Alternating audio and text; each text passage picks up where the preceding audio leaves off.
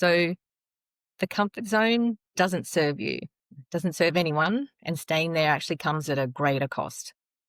And change takes courage. But the good news is it can just start with one step, because then one step then leads to a second step and then a third step, etc. And then every step just moves you closer to the change that you want to make.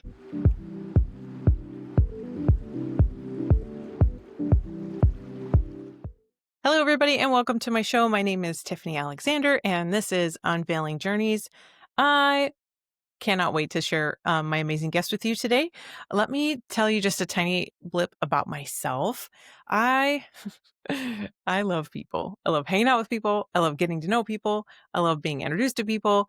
And if you can't tell, I'm an extrovert. But on top of getting to know them, I like to have follow-up meetings. And so whenever I really get to dive into their story, I find myself compelled at the end to say, like, how do I get to know more people just like you? I think I know some people that I think you need to know. And that's actually a little bit about why the podcast was born, because I figured out this is actually a really good way for me to share a lot of the amazing guests that I've had with the world. I can be a megaphone for them. And what that's led me to some phenomenal people. So, my amazing guest was a referral from her husband, who I got to interview a couple episodes ago. And her story's so cool. I got to bring her on as a guest today. So, do me a favor. I'm going to welcome Samantha. Thank you so much for coming on the show. I can't wait to crack into your story, but let's do this. Tell everybody a little bit about who you are and what you're up to right now. It's great to be here, Tiffany. So what I'm up to right now is I connect people in career transition to greater fulfillment, and I specialize in helping mid-career professionals and organizations navigate career change and design work that fits who they are now, not who they once were. And what I do is guided by the same principles that shape my own journey of reinvention. And through my adaptive career navigator, I help professionals identify their strengths, clarify their direction, and take confident, practical steps towards roles that feel energizing and future fit. And for Man, that's nice. organize and for organizations, there's another piece to it. I design coaching and outplacement programs that guide people through transition and move from uncertainty to meaningful growth. And I provide that support at both an individual career level and the organization cultural level. And I provide that support through coaching, mentoring, and training. Yeah. This is neat to think this isn't just individualized ability, but you can actually bring this corporate. That's fun. Cause I mean, think of all the boomers right now that are like trying to decide, hey, I don't want to stop working, but I want to reinvent myself because I can, I have the ability. And the fact that there's actual like curriculum that you've thought up and invented and you're applying to be able to make this transition easier for people is really, really neat and refreshing because it's so needed. You saw this lack, this problem, and then you went ahead and just decided to go conquer it. I love the work that you're doing. And this also has led you to become an author. What's the name of your book? That's right. My book's called Ditch the Ladder, and it's based on my career transition learnings. So in reference to the corporate ladder that we're all told to climb when we first start in our careers, um, the reference to ditching that ladder and perhaps finding a ladder that's more suited to you. And as you say, Tiffany, it's that time in mid-career when we then start to think about our careers and what's next. And for me, it was realizing that I was on a ladder that I didn't really want to be on. So it was about, working out where I wanted to direct my ladder and Yeah. climb that instead. Hmm. This is awesome. I'm so glad that you're on here so that you could tell everybody a little bit more about how this works and what this is. Let's do this. So I want to crack into your story. Let's start with your whole journey and unveil it. Where are you from? Well, I live on a tiny island in the Pacific Ocean, just off the coast of Australia, the east coast of Australia, called Lord Howe Island. And I've been here for nearly 2 years. But for me, I actually was born and bred in Sydney and grew up there and spent obviously most of my life there. At the move to Lord Howe was based on my husband's place of birth. So he was born here. And then there was a career opportunity to come here. And so that was quite a big change in itself in my life to have gone from the big city of Sydney to being in a small community and becoming more resourceful and learning about other things that are more important or just as important in life, and finding new um, conveniences and having different choices to the choices I had in Sydney. And career wise, I grew up as growing up in Sydney. It was very much that I knew I wanted to have some form of business career. I know initially when I was still at school, I wanted to be either a journalist or a school teacher. Um, though it's interesting that I guess the things that form part of those careers have sort of come back to me later in life around training and teaching and writing and communicating and engaging. But I did go down more of a business path initially. Hmm. That's fun. So, did you end up going, and is there a degree path that you did for school? So what I did when I very first left school, I got a cadetship with PwC, one of the largest accounting firms in the world. So it was very exciting at the time because they supported me through university to get my degree. And I also became a chartered accountant in that process as well. So in terms of really wanting that business start in my career and having something that was really grounding and it was going to be a real good springboard for me, it was the perfect start to get that experience and go through that that process because there was so much I learned, and it was really sort of tapping into like the type of work I wanted to do. But I guess I got to a point even through that process with PwC where I saw my friends and colleagues, climbing that ladder, that corporate ladder that we're told to climb, and whether they were either staying in the organization or they were leaving in other roles. But I'd sort of decided, well, I mean, it was great experience, as I mentioned, but I wasn't sure that I wanted to keep doing accounting though. Um, it was just that start to do that and see what happens. And that's, it was probably then my first time when I started to think about, well, what is the next step in my career and where did I really want to go and what was the next step? Yeah. How long do you think from the time you're like, wow, I made it, I graduated, I'm the best place I could possibly be worldwide? And then, wait a minute, I'm gonna do this forever. Like, when did that transition start, or those thoughts start into your head? Yeah, it was basically once I had become qualified and had done a couple of extra years. And then I just started to feel as though I didn't really like that excitement just dropped away. I wasn't enjoying it as much as I thought I would, or was seeing my friends and colleagues enjoying it. So it, it didn't really take that long for me to have that realization. But I guess I was in that world of like, oh, but I'm supposed to be doing this, this has been set up this way. And back in those days, it really was, we came from our parents and grandparents who were in that era of having one career their whole Yeah. lives. Yeah. And so we were still coming out in our generation, coming out of that, oh, we've got to do that too. So I probably sat on it a bit longer than what I should have because I was in that space of like, oh, I shouldn't be feeling this way because I just need to be climbing up the ladder and, becoming a great accountant. Hmm. That's fun to think, that we can be a different variety that we know the older generation was, and not have to feel any like negative emotions towards it, because there's so much more opportunity nowadays too. That's also exciting for the people listening to this, because it's like, wait a minute, if I have that like stirring inside, no matter when it starts, there are actually people out there that you can reach out to help you figure out what that looks like to jump off of this ladder onto a new one without feeling any of the feelings, right? The highs or lows of all of it. How many years were you there, and what did you do next?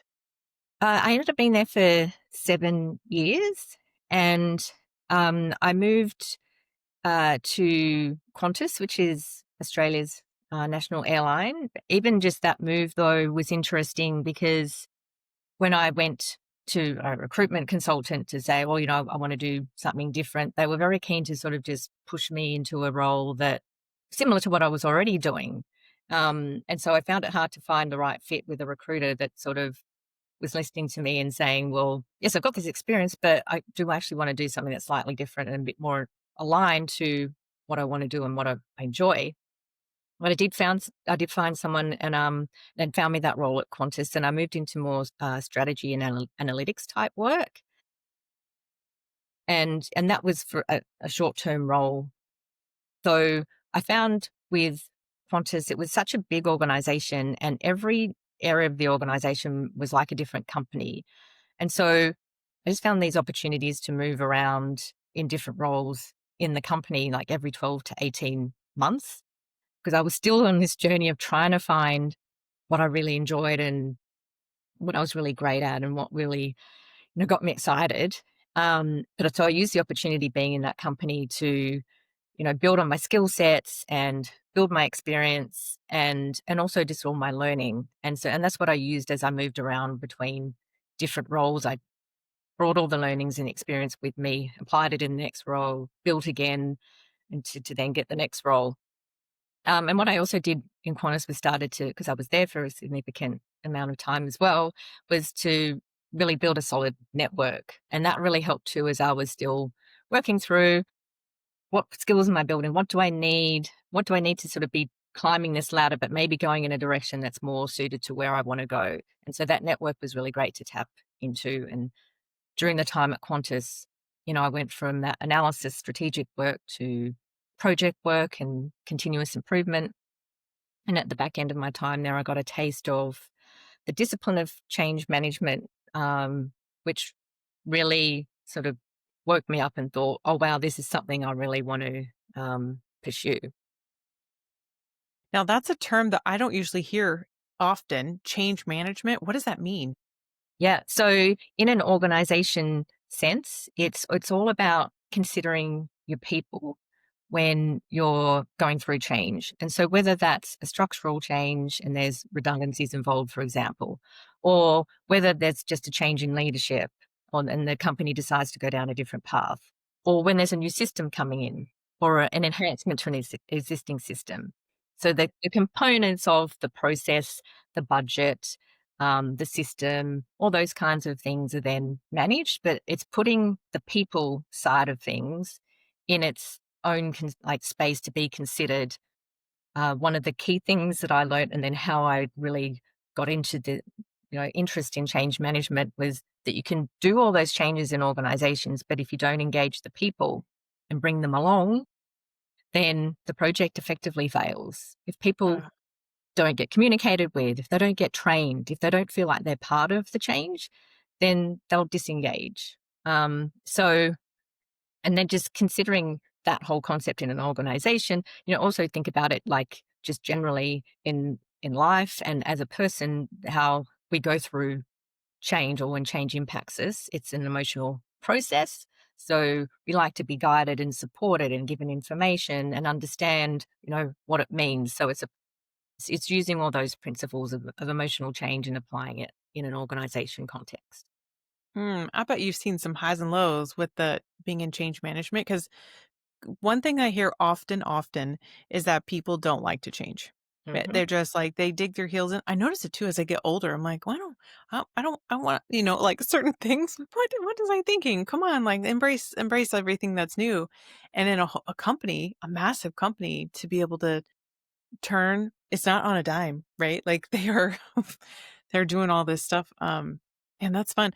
When you were at this role up to this point, had you ever thought to yourself, "Man, I'm gonna work for myself someday." You were still like just happy in the system, right? To an extent, but because funny enough, just as I'd sort of gotten this taste of the change management, all that, really lights me up. Um, I was, in terms of the work I was doing at the time, working on a transformation in our finance area, and I was offered a voluntary redundancy. And so I thought, I was in two minds for a little bit. Do I stay and keep this journey, or do I actually go try something else? And I did leave not knowing what my next step was.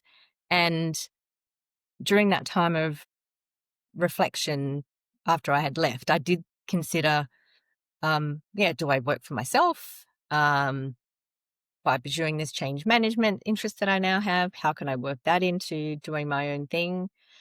I found I was offered outplacement through the redundancy, and found that they were sort of persuading me again to just get another job doing something similar, which still just didn't, again, sort of sit right with me. It was similar to the recruitment consultant experience I'd had earlier in my career, where I was like, my mind's just going through all these different things about what do I do now?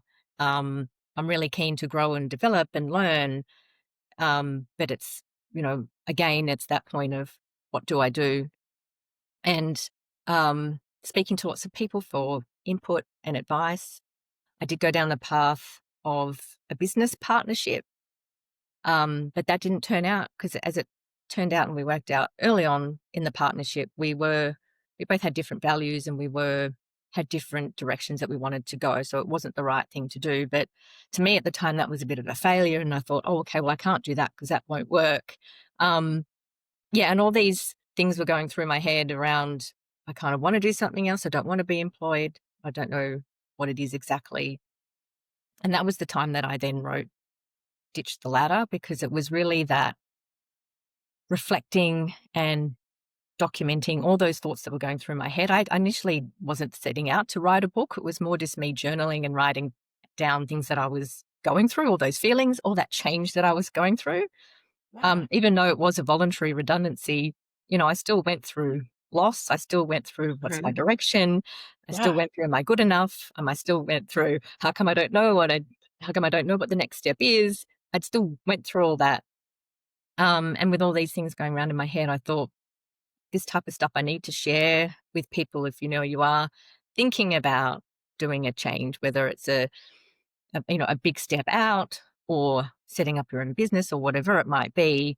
There's just those considerations of what's going on in your head and your heart that you really need to connect into and listen to. And so for me, it was about writing some of that down, and things that came up for me were being judged by other people, like, why did I even take the redundancy in the first place? And just thinking about, like my history of what I've done and achieved. And that was kind of something that helped sort of, push me forward. It was about, well, I've done all this great stuff. It doesn't mean that I'm lost or that I have to start again. It's just about how I can just repurpose and think about who I am, what's important to me, what I want, what gets me that feeling of fulfillment. And that real deep understanding of understanding me was a big feature around the book. And so then at the time, I did pursue that change management a lot further than what I'd sort of initially had done at Qantas, and did do some consulting. So that's where I landed out of all that self-discovery.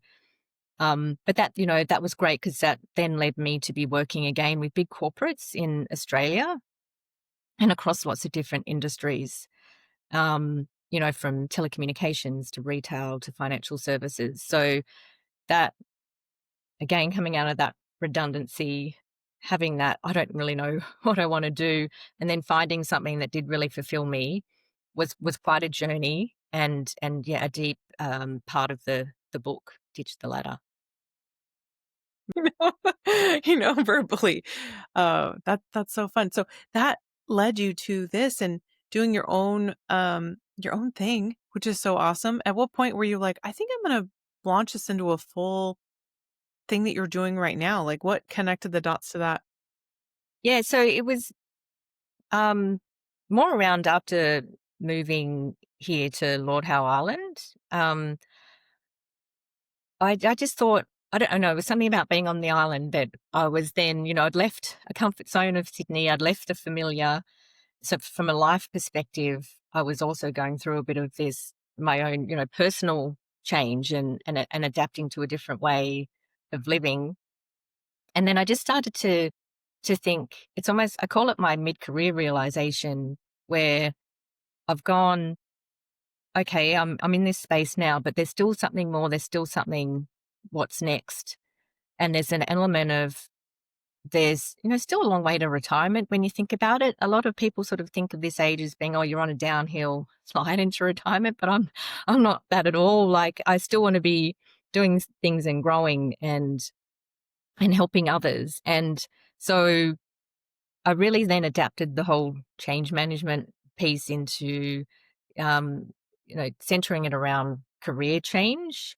And given that everything sort of I had achieved to date, working with companies in change, my own career history of change, and the big life change that I had, that just made me realize, well, this is now where I kind of build on the working for myself, building on a business, and bring it all together, and just being having the backdrop of an island. I don't know, it just how my thoughts started to all just come together, and it was just that time to go. For me, fulfillment is really having that opportunity to take my lessons learned and experience and share with other, mid-career professionals who are really wondering, what's next? What can I do Mm, between now and retirement? What can I do that'll align with my purpose and values? And what can I do that's ultimately fulfilling? yeah. Um, and the other thing that just really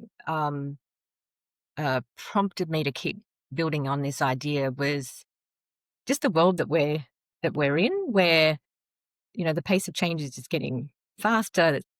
All the technology, that's the job disruption, it's AI. And so if you combine that with, for those in mid-career who are becoming more focused on values and purpose and how they can, consider that more in their career decisions, it's even more reason to be, talking about it and supporting people who are feeling, that what's going on now is kind of a disruption in itself. So maybe it's time that they disrupted themselves and did something that, is more purposeful and fulfilling for them. Why do you why do you care so much to keep going? I think when I look back at my 25 years in corporate leadership, I know what it's like to climb that ladder and just get that feeling that where you're headed is no longer right. It doesn't feel right. And I'd also describe it as being, you're successful on paper, but you feel unfulfilled. And I kind of figure, well, it's not success. If you don't have fulfillment, it can't be success. So I want to keep showing up for mid-career professionals who feel the same, and they've gone through what I've gone through, or they're going through it now, because ultimately we don't deserve to be miserable. We deserve to achieve our own version of success, not those of our parents or our bosses or what anyone or society tells us. And we deserve a career that really fits our life and our priorities. And that's different for everyone. For some, it's purpose. For some, it's flexibility. For some, it's impact or income. And if I can help people to really look forward to Mondays, um, that's a big driver for me, because I know for me, the Sunday afternoon, evening, if I was doing a job that just wasn't fulfilling for me anymore, I just dread Mondays. So I know that there's people like me out there who have gone through all this, and mid-career is just the perfect time to, reconsider and go, no, I've got so much behind me. I've got so much experience. All I'm needing to do is just leverage that and turning that into something that, I'm more passionate about. Mm, yeah. And the key thing for me too, because I have a 6-year-old son, and whilst he's a little way off entering the workforce, when I think about it, I mean, the workforce will be a lot different again then by the time he enters. And I just want him to know too, that fulfillment and purpose are key drivers in how he navigates his career, and he can create his own version of success. Hmm. Everybody who's listening, where can they find you? Like, should they follow you and your website and all of the above? Yeah, they can follow me on LinkedIn, and my profile's under Samantha Chambers Skeggs. There's also my website, which is www.samanthachambers.com, or they can pop an email, sam@samanthachambers.com. Perfect. All right. 2 more questions. What's next? Like, what's on the horizon for you? Um, the key thing for me is just really building on my reach in what I'm doing. So I did start out my business focused on mid-career women, but I've also found that men are also finding similar challenges at mid-career. Um, they're also going through those thoughts of what's next. There's hormonal changes like there are with women, physiological changes. There's also changes with life and family. Perhaps the kids are growing up and moving out. So it's no different between men and women. And obviously my connection with organizations as well, which is also really key. And that draws back to the environment that we're in today. Redundancies are happening more. I know it's definitely happening a lot more in Australia, and I know overseas as well. So really, supporting those companies who are having to go through those changes, is really key for me as well. So definitely broadening and expanding these really important messages and things that we need to be conscious of people who are going through midlife and mid-career. Yeah. Yeah. I love that. Lots to come. Everybody listening right now should go find Samantha and follow her. Let's do this. This will be our last question. What are your golden nuggets, your wisdom pieces you want to leave with everyone? Yeah, well, I've talked a lot about the ladder, and I think mid-career really is that moment to check that the ladder you're on is leading where you want to go. And so if you are considering making a change, I do have 3 simple tips. They're my ABCs of embarking on a career change. So the first one is awareness, and that's an awareness to take action. And my key point here is about really getting to know yourself first. And you need to understand, your strengths, your values, what drives you. Because once you understand that, then it helps to gain the clarity of what you actually want to do. And the B is belief. So that's the belief to back yourself. At this point in your career, you've got an amazing track record. You've got so much experience and skills in what you've done. And it's knowing that you've done all that. You've done hard stuff. You've tackled challenges. And if you've done it before, you can then do it again. And that then helps to build your confidence to make change. And the C is courage. So the comfort zone doesn't serve you, doesn't serve anyone, and staying there actually comes at a greater cost. And change takes courage, but the good news is it can just start with one step, because then one step then leads to a second step and then a third step, etc. And then every step just moves you closer to the change that you want to make. Beautiful. You said it so well. I love that you had such a great nugget for everyone at the end. Thank you, Samantha, for your time. I'm so grateful that we got to hang out. I got to get to know you a little bit better, and then we get to tell the world more, as you love to tell everybody that you can be a resource for everybody who's having these thoughts in their head, and they should come find you, come follow you. And if you're like, Tiff, I don't know, no, show notes, and then come follow me, and I'll get you with Samantha. Go, everybody. Have a great day. Thank you for staying for the whole episode. And thank you again, Samantha, for your time. Look forward to seeing all of you guys on my next episode. Take care. Bye.